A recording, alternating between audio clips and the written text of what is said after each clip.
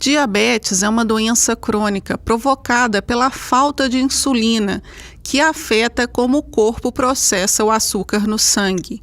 Os dois principais tipos de diabetes é o 1 e o 2, como esclarece o especialista. Sim, a gente tem os dois tipos, que é a diabetes tipo 1, que ela já é genética, quando a pessoa descobre ali ao nascimento ou na primeira infância, que é uma deficiência na produção da insulina. E a gente tem a diabetes tipo 2, que é a mais comum. Mais de 90% dos casos de diabetes são diabetes tipo 2, que é uma diabetes adquirida ao longo da vida, principalmente por hábitos alimentares, sedentarismo, que é uma deficiência na ação dessa insulina.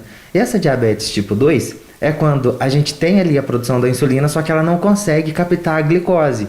E esse excesso de glicose vai ficando na corrente sanguínea, fazendo uma hiperglicemia, que é o que gera o diabetes. Seria o excesso de açúcar, o excesso de carboidrato refinado, que são alimentos à base de farinha branca, também o excesso de álcool, o sedentarismo, pessoa que não faz atividade física, e o tabagismo também é um dos fatores. Além do que, a pessoa obesa, se ela tiver alguma outra comorbidade, por exemplo, uma hipertensão, que é uma pressão alta, um colesterol ou um triglicérides elevado, ela tem 5 vezes mais chances de desenvolver essa diabetes tipo 2. Silenciosa, a doença pode causar sérios problemas ao organismo. É importante ficar atento aos fatores de risco para o desenvolvimento do diabetes. A atividade física e boa alimentação são os grandes aliados na prevenção. O paciente, quando chega já no consultório, a pessoa ali que tem antecedente familiar diabético, principalmente os avós, porque aumenta ali a chance em 66% de ter diabetes.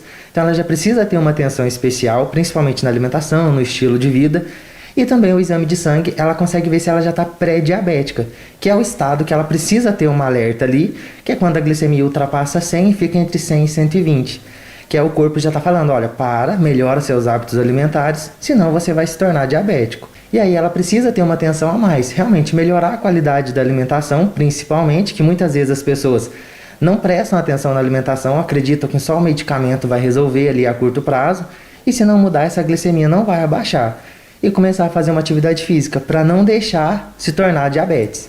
Ela pode ter ali falência renal, ela pode ter complicações aumentando o risco de infarto, perda de membros mesmo quando a diabetes já está mais agravada, porque ela perde a sensibilidade das extremidades, das pontas dos dedos, aí depois começa perdendo um dedo, começa perdendo às vezes um membro, tipo uma mão ou um pé, por conta de não melhorar esse estilo de vida e controlar a glicemia para melhorar esse nível de diabetes. Não é só o açúcar, os doces, os grandes vilões. Por isso, alimentos dietéticos nem sempre são a melhor escolha. O consumo de bebidas alcoólicas e carboidratos chamados simples, como a farinha branca, também merecem atenção no consumo. Quando se fala já de diabetes, a pessoa logo associa o açúcar e já vai correndo e começa a comprar todos os alimentos dietéticos que encontra. Mas na própria embalagem já fala que o alimento dietético é para ingestão controlada de açúcares e não para pacientes diabéticos. Só que as pessoas acreditam que é para todos os diabéticos e pode comer à vontade. Só que o carboidrato presente nesses alimentos também vão ser metabolizados e vão aumentar a glicose, que é como se fosse um açúcar no sangue, fazendo com que a diabetes possa piorar. Um outro alimento também que piora muito a diabetes é o álcool, porque o álcool, na hora de ser metabolizado, ele vai virar um carboidrato como se fosse um açúcar e de alto índice glicêmico, quer dizer que ele vai ser absorvido rapidamente na corrente sanguínea, piorando também o nível da diabetes. Então, se puder trocar os alimentos de farinha branca pelos integrais, é uma boa opção.